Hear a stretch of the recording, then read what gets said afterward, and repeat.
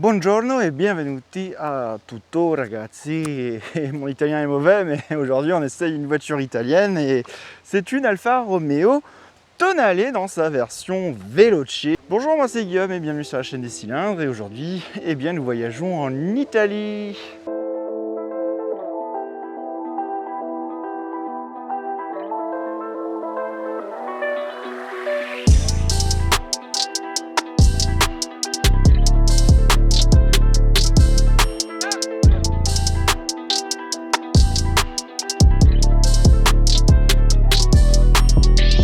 Le Tonale, on le connaît depuis 2019, puisqu'il a été présenté sous la forme d'un concept car Tonale Concept, qui annonçait donc ce SUV du segment C qui allait prendre la suite en fait de la Giulietta qui a disparu quant à elle en 2020. Bon, depuis il n'y a plus de compact dans la gamme Alpha, mais on a ce très beau SUV dans cette teinte bleue Misano. J'adore faire des polémiques là où il n'y en a pas. Mais pour moi, une Alpha, c'est rouge Alpha. Bon, j'ai essayé déjà la Giulia il y a quelques semaines qui était bleue. Bon, j'ai excusé son propriétaire qui est très sympa. J'aime bien ce bleu parce que figurez-vous quand même que j'attire les regards sur cette voiture. Les gens se retournent quand même pour regarder cette Alpha. Et moi, j'aime beaucoup la recherche esthétique qu'il y a autour de cette voiture. On va pouvoir parler design si vous voulez bien. Déjà, on a ce regard très fin. Il me rappelle un peu la 159 dans sa signature lumineuse, comme ça, avec ses 3 LED qui forment ce trio de feu, qui est une signature des Alpha des années 2000. Et on conserve un peu ce lien, même si on le perd un peu avec le dernier Milano qu'on a essayé récemment. On retrouve l'inévitable Scudeto, qui est une signature esthétique de la marque depuis des décennies aussi. Et moi, j'aime bien cette face avant parce que on ne dirait pas un personnage d'une célèbre franchise de jeux vidéo.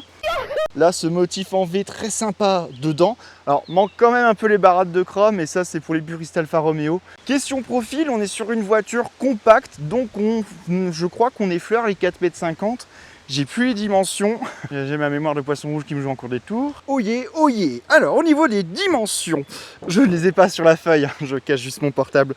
On est sur 4,52 m de long pour 2,8 m de large et 1,69 m de haut. Un format plutôt compact et encore, je suis étonné de voir que ça fait 2,8 m avec les rétroviseurs de large parce qu'on n'a pas cette impression-là sur la route, c'est assez étonnant. Eh bien, on est sur quelque chose de compact, certes, mais aussi d'élancé. Moi, j'aime beaucoup cette voiture en termes de design. Là, c'est lisse, il y a une petite ligne qui traverse la voiture, les flancs sont un peu sculptés. Ce vitrage-là, fin, qui rappelle d'autres Alfa Romeo comme la Mito ou la Giulietta. On est sur une voiture qui a plein d'éléments de voitures anciennes de la marque, des voitures mythiques, et je vais ranger ma fiche parce que vous allez croire que je suis professeur de français. A few moments later. Qui dit Alpha aussi dit inévitablement les gens de téléphone ou les gens de trou-trou, vous appelez ça comme vous voulez. Ces gens qui sont archi mythiques dans l'histoire de la marque et qui font totalement partie de l'histoire de ce constructeur milanais. Alors avant de passer vraiment sur l'arrière, je voulais vous le montrer un peu de 3 quarts arrière. Vraiment, c'est l'une des parties de la voiture que je préfère. Entre ce montant C qui se rejoint en triangle ici, entre la lunette arrière et le 3e vitre du vitrage, franchement, j'aime beaucoup. Alors, c'est un peu épais, c'est un peu massif, mais ça marche. J'adore cette bagnole. Ce bleu lui va ravir et j'aime beaucoup cet élément esthétique. Vraiment, c'est ce que je viens de vous dire. Ces références au passé de la marque, j'adore. Vraiment, on est sur une voiture très très sympa. Et je vais vous montrer en même temps des détails parce qu'on retrouve le drapeau italien sur le rétroviseur. On retrouve évidemment la petite inscription Veloce qui montre un peu l'appartenance du modèle. Au niveau de l'arrière, on est sur une voiture qui réinterprète à son tour aussi les codes du constructeur Alfa Romeo. Alors ça passe déjà par ce regard qui va sûrement vous rappeler la Brera ou encore la 159. On a ce joint lumineux qui rejoint le logo à son centre. Alors ça fera un peu référence aux Alpha des années 80. Je vois ça comme ça. Peut-être que je vous dis n'importe quoi. Et puis la lunette arrière. La lunette arrière qui me rappelle vraiment sous cet angle la Brera. Et je suis content parce que j'adore la Brera. Quand je suis content, je vomis. On est sur une voiture que moi je trouve particulièrement réussie esthétiquement et je n'arrive pas vraiment à comprendre pourquoi cette voiture elle séduit pas plus que ça. Je pense qu'en vrai, elle doit séduire énormément d'acheteurs. Je pense qu'encore beaucoup de gens s'arrêtent sur voiture pas fiable, voiture italienne. Ça fait un match parfait ensemble, c'est le combo ultime. Alors que non, finalement, aujourd'hui, c'est terminé. Il n'y a plus de soucis de fiabilité sur les voitures. La thermique, il n'y a pas de problème. L'électronique, il n'y a plus de soucis. Enfin, mettez-vous en tête que les voitures italiennes sont aujourd'hui enfin fiables et que la période de l'Alfa Sud, que j'ai déjà raconté l'histoire, eh bien c'est terminé. Il n'y a plus de rouille perforante. La rouille n'est plus livrée en série sur cette voiture. Donc vraiment, donnons-lui une chance, s'il vous plaît. Arrêtez les voitures premium sans âme qui sont fadas et découvrez l'Alfa Romeo Tonale. On va passer un peu aux aspects pratiques et je vais rester avec l'arrière. Parce que moi, il y a un truc un peu qui me chagrine sur la voiture. Donc, c'est bas, mais c'est pas gênant, hein, coffre à ouverture électrique. Et pareil, comme pour l'Avenger, j'ai le même souci, je vais faire ce que j'aime bien faire quand j'essaie des voitures, je m'installe là. Eh bien, on a le même souci que sur l'Avenger, enfin, c'est pas vraiment un souci, c'est que ça bip, et moi je trouve que c'est vraiment pas... Est-ce que c'est vraiment nécessaire que la voiture bip? Je ne pense pas. Alors, au niveau du volume de coffre de notre Alfa Romeo Tonale, on est quand même sur quelque chose d'une bonne moyenne haute, hein. On est à 500 litres. Alors, la marche est un peu haute, comme vous pouvez le voir, mais on a un bon volume. Alors, c'est un peu étroit, mais ça reste quand même chargeable, hein, c'est un peu haut. Et on a une marche, un peu possibilité d'avoir des rangements sous le coffre avec l'emplacement pour le kit anti-crevaison. Non, on est pas mal. Alors, moi, il y a un truc qui m'embête un peu sur cette voiture, c'est que si je veux fermer le coffre, normalement, vous appuyez une fois et ça se ferme. Là, il faut rester appuyé dessus un peu longtemps. Et normalement, ça va sonner. One eternity later.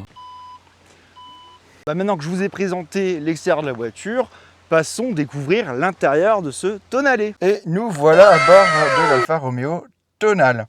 Petite infographie quand on monte à bord de la voiture. Et donc pour le démarrage, c'est assez marrant, mais c'est ici. On met le pied sur le frein, on appuie sur Start et c'est parti, comme dirait Nadia.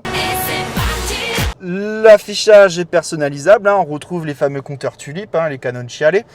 Et donc moi j'ai fait une interface rétro comme vous pouvez le voir. Donc on retrouve le GPS au milieu, le kilométrage à gauche et à droite, le trip de la voiture et les contours. Alors ça c'est un peu mal fait, je trouve que, vous voyez, c'est ici dans la voiture et on a un peu du mal. C'est pour ouvrir le coffre, il faut appuyer 2 fois.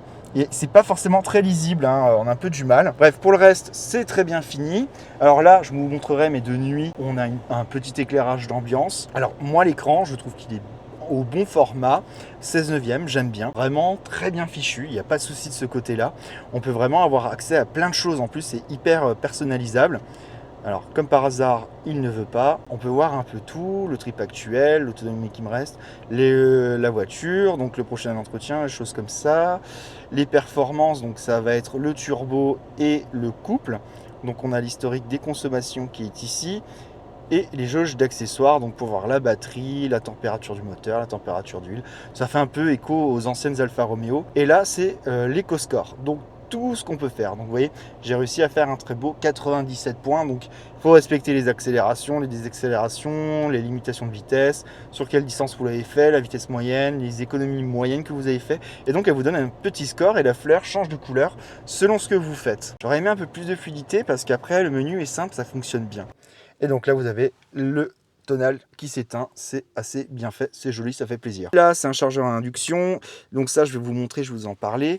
La qualité des matériaux, elle est plutôt bonne, hein. On a un plastique un peu moussé, semi-dur. Ça le fait, ça a l'air correct et ça a surtout la promesse de tenir dans le temps. Alcantara ici avec surpiqûre rouge qu'on retrouve également au niveau des sièges, une très jolie sellerie avec des sièges très confortables.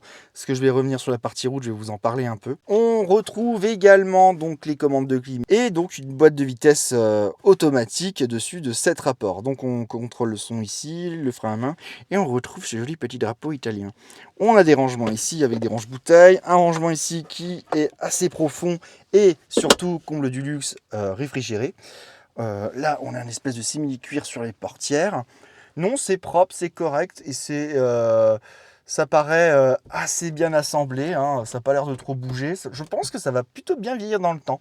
L'ambiance, voilà, un peu à l'intérieur est correcte. J'aime beaucoup, moi, ces appuis-têtes avec le logo Alfa Romeo qui est brodé en rouge. Donc on est sur une sellerie mixte cuir Alcantara qui est très jolie, du très très bel effet. Non, les matériaux sont de bonne qualité, hein, vraiment, ça présente bien, c'est bien fini. Alors, ce que je voulais vous expliquer, c'était ce petit mode. Et donc ici, c'est le fameux système DNA. Neutre, All Efficiency, dynamique. Alors, je ne voulais pas en revenir dessus parce que je vous en parle pendant la conduite, mais on peut le régler. Et donc là, on a l'amortissement piloté qui s'active dessus, qu'on peut tout simplement désactiver comme ça, hein, ça raffermit ou ça assouplit les suspensions tout simplement. Donc là, le bouton de l'ESP, je n'ai pas trouvé comment on peut déconnecter l'ESP là-dessus. Je pense que c'est par là, mais je ne le vois pas bien. Donc on retrouve All Efficiency avec cette interface-là. Donc là, c'est vraiment le côté le plus économique de la voiture. On part en neutre, donc une conduite entre dynamique et économie. C'est le mode confort, hein. Et puis on a le mode dynamique avec cette petite présentation-là. Allez, on passe à l'arrière. Je vous ouvre pour que vous puissiez vous installer avec moi. Vous voyez, c'est pas mal, hein, on manque pas trop de luminosité, hein. On est vraiment dans une ambiance un peu sportive. Voilà un peu la vue sur le mobilier avant. Donc le siège, il est réglé pour moi. Et regardez, j'ai carrément de la place, hein. Petites aumônières aussi qu'on retrouve, commande de clim, des branchements qui se trouvent ici. Même à l'arrière, je me trouve super bien. Je trouve que les sièges sont vraiment confortables, hein. C'est creusé ici, là aussi c'est creusé. C'est franchement pas mal, hein. Puis surtout, pour une fois à l'arrière, on a vraiment une assise qui va de l'avant pour bien maintenir les genoux, et ça, j'ai pas de souci de ce côté-là. Alors, on a également à bord de la voiture une trappe à ski qui est ici avec des rangements, et on a donc un accès au coffre. Bon point, parce que toutes les voitures ne le font pas aujourd'hui. Essayons donc cette fameuse place centrale. Alors j'ai un tunnel central, donc il faut que j'écarte les jambes. Pas chelou ce que je viens de dire. Et ben je suis bien. Cette place centrale, j'ai de la place. Le dossier est un peu dur. Même l'assise est un peu dure, c'est un peu inconfortable. Bon, on voyagera bien à 4. Waouh, c'est donc une ouverture automatique grâce à des vérins. Ça, c'est un bon point. On sent qu'aujourd'hui, les gens ne vont plus faire la mécanique eux-mêmes, hein. Parce qu'avant, on aurait eu un super logo et tout. Là, on a juste un plastique badgé Alpha. Sous le capot, on retrouve donc ce 4 cylindres 1,5 litre qui développe 160 chevaux avec une petite béquille que je vous dis depuis le début électrique pour le rendre middle hybride. Le capot est léger. Franchement, c'est surprenant. Je pense qu'on est vraiment sur de l'aluminium. Toc toc, qui est là? Le Firefly. Non. Avec l'Alfa Romeo Tonale, eh ben, on va être franc dès le départ. On est sur un véhicule qui respecte à moitié l'héritage Alfa Romeo. Je m'explique. En termes de conduite, on a été nombreux à montrer un peu notre déception face au tempérament de conduite de la voiture. Et pour ça, je vais faire un truc que je fais rarement dans mes essais. Eh bien, je vais tout simplement l'emmener sur l'autoroute parce que finalement, ce Tonale, eh bien, sa partie, on va dire, préférée, ça va être d'être conduit sur l'autoroute. En fait, le Tonale, c'est une voiture qui est faite pour avaler les kilomètres et donc c'est une très très bonne autoroutière. Sur le Tonale, vu que j'essaye de m'insérer, je peux vous en parler en attendant, on retrouve le DNA, hein, le fameux système. Vous voyez, quand je suis sur autoroute, ah ouais, non, mais alors, attendez. En fait, je viens de m'insérer sur l'autoroute et le clignotant ne se retire pas automatiquement. Il faut que je lui donne une impulsion pour qu'il s'enlève. Alors, j'ai essayé en ville et dans les ronds-points, il va s'enlever tout seul. Mais il est très sensible. Du coup, sur autoroute, il ne va pas s'enlever. C'est un système qu'on retrouve depuis des décennies chez Alfa Romeo et qui permet de rendre un peu sa voiture avec un tempérament différent selon le mode de conduite. Donc le D, c'est dynamique, ce qui vous semble logique. On retrouve le N de neutre qui va rendre la voiture très très bonne sur autoroute pour rouler de manière pépère ou même en ville en faisant attention à la consommation de la voiture. Et on va avoir le All Efficiency qui lui est le mode économique sur la voiture qui va vraiment la limiter en termes de puissance, qui va justement un peu, comment on dit, venir la calmer un peu dans ses ardeurs et par là même son conducteur avec un mode qui vraiment un peu un mode tortue, cette impression qu'il me donne. Donc là je suis en mode neutre sur l'autoroute. On se rend compte que le châssis de la voiture s'y plaît, c'est vraiment fait pour avaler des kilomètres. On est sur une voiture qui va être extrêmement confortable pour pouvoir faire de l'autoroute. Honnêtement, que ce soit l'amortissement, que ce soit les sièges, la direction, vraiment le tonal me surprend sur l'autoroute et c'est vraiment hyper agréable. On est vraiment sur une excellente routière. Je regrette toutefois un truc, c'est que quand on passe du mode EV au mode thermique sur la voiture, on a un à-coup. C'est pas, on va dire, comme j'ai pu avoir avec d'autres véhicules que j'ai essayé. Là, la voiture, elle donne un à-coup. Vous sentez quand même bon, que vous changez de mode. Mais avant tout, je voulais revenir sur un autre truc aussi avec la voiture. Le Tonal 160 version Veloce que l'on essaye aujourd'hui va être une voiture autoroutière. Et c'est pour ça que je vous disais au début, on n'a pas du tout l'aura sportive, on n'a pas le gène, l'ADN sportif d'Alfa, malheureusement avec ses 160 chevaux, parce que le châssis ne le permet pas. Qui conviendra à une famille qui roule beaucoup et qui est à la recherche d'un SUV.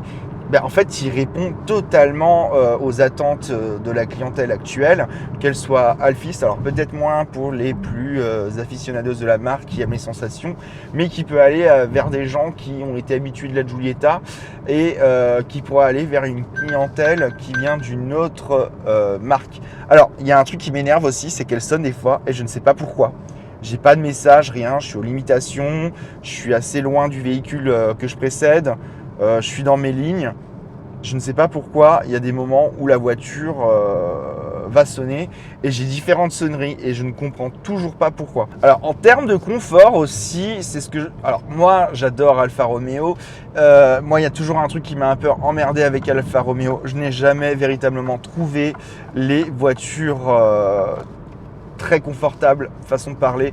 Moi j'aime bien le confort, j'aime bien un peu ce qui est moelleux, c'est pour ça que j'adore l'Ancia, parce que l'Ancia ça a toujours été voilà, des voitures aussi sportives qu'Alfa, mais qui avaient un sens de l'accueil et un côté cocooning.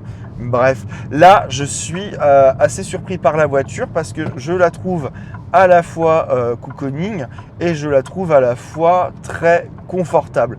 On sent qu'on est sur des sièges qui sont assez fermes, mais sur de la distance, je trouve la voiture hyper agréable. La voiture va souffrir pour moi d'un seul reproche, c'est son mode régénératif. Je trouve que la voiture manque de frein moteur pour recharger la batterie, puisqu'on est quand même sur une version micro-hybridée. Je trouve que c'est un peu décevant de ce côté-là. Je trouve que la voiture, elle manque vraiment un peu de frein moteur. Il faut vraiment y aller en mode manuel et descendre avec les rapports. Il faudra jouer avec les rapports pour avoir un semblant de frein régénératif, pour vraiment recharger la batterie, parce que c'est vraiment dommage pour le coup. On n'est pas au niveau de certaines hybrides ou hybrides rechargeables japonaises qu'on connaît bien et qu'on a déjà essayé sur la chaîne. Franchement, pour le reste, sur National, la voiture est hyper agréable, c'est ce que je vous dis, hein. On est vraiment sur une voiture qui est faite pour avaler les kilomètres. Il faut oublier un peu cette philosophie un peu sportive d'Alfa Romeo et il faudra plutôt se concentrer sur le côté bonne routière de la voiture. Au niveau de la boîte, donc c'est une évolution de la TCT qu'on connaît chez Alfa qui s'appelle la Giulietta.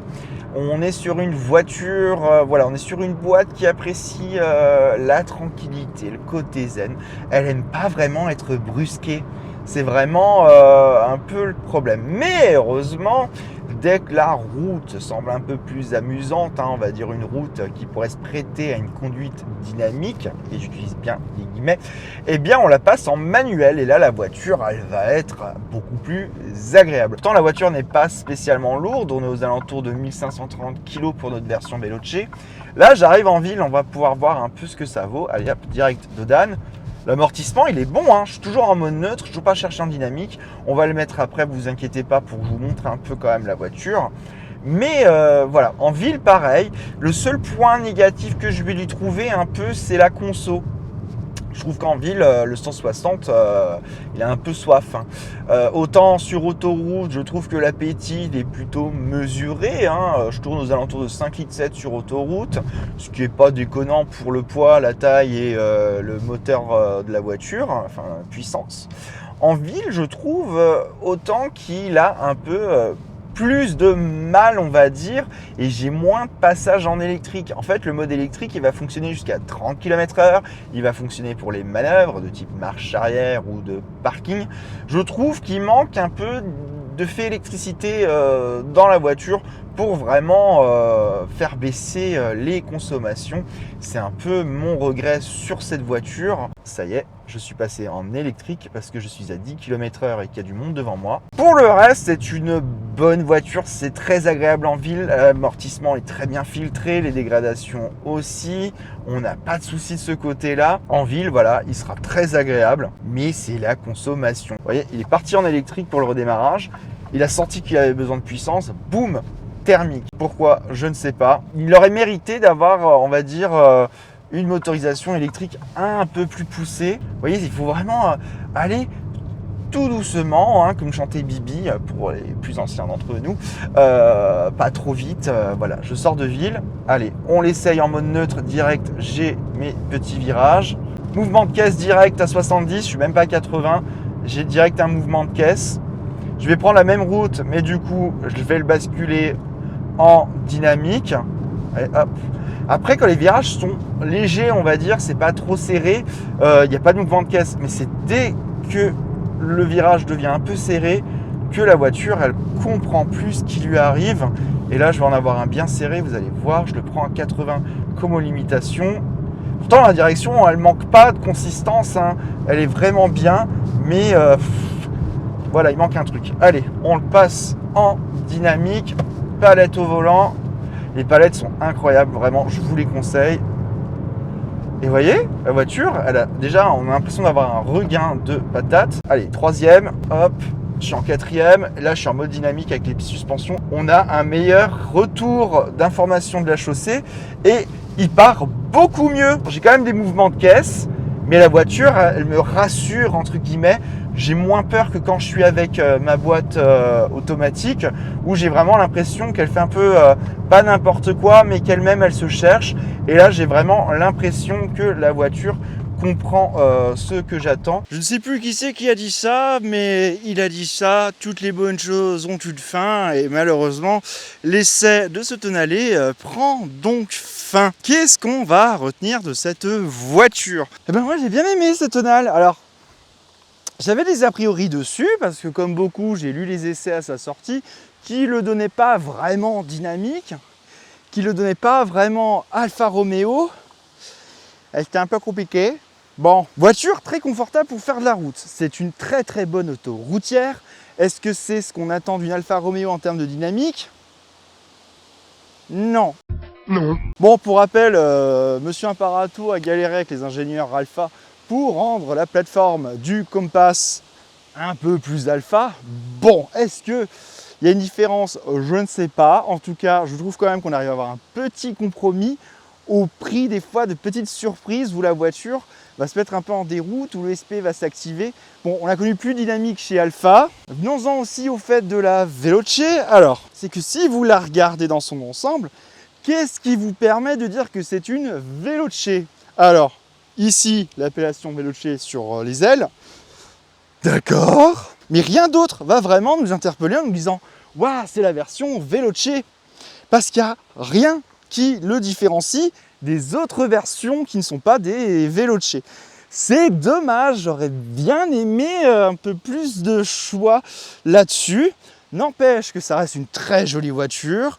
Je remarque surtout que les gens se sont quand même retournés sur son dessin, ou enfin en tout cas sur la voiture. Donc elle intrigue. Je retiens que jusqu'à 30 km/h, on peut démarrer en électrique ou manœuvrer en électrique. On a de la place, qu'on est pas mal. L'équipement est bon. Alors en SBE Premium, bon, il manque 2-3 petits équipements. Genre les rétroviseurs, il n'y a pas l'affichage d'angle mort. Une bonne voiture, hein. Sur notre version aujourd'hui à l'essai, on est quand même à 50 000 €. Un peu moins, 49 900, parce qu'on a des options. Bref, une voiture à redécouvrir, à tester. Moi, j'ai adoré quand même à découvrir. On sent quand même qu'on va sur une clientèle plus cosmopolite avec cette voiture, plutôt qu'une Giulia ou une Stelvio qui s'adresse vraiment aux conducteurs d'Alfa. Là, on est plus généraliste avec cette voiture. Merci de vos abonnements, merci de vos likes, merci de vos commentaires, tout ce qui s'ensuit. Je vous remercie vraiment, ça soutient la chaîne, vous imaginez même pas. Ça me fait chaud au cœur à chaque fois que je lis vos commentaires et je réponds d'ailleurs, et que je vois vos likes et tout ça. Bref, allez, moi je vous dis à très bientôt et salut les amis. Ciao.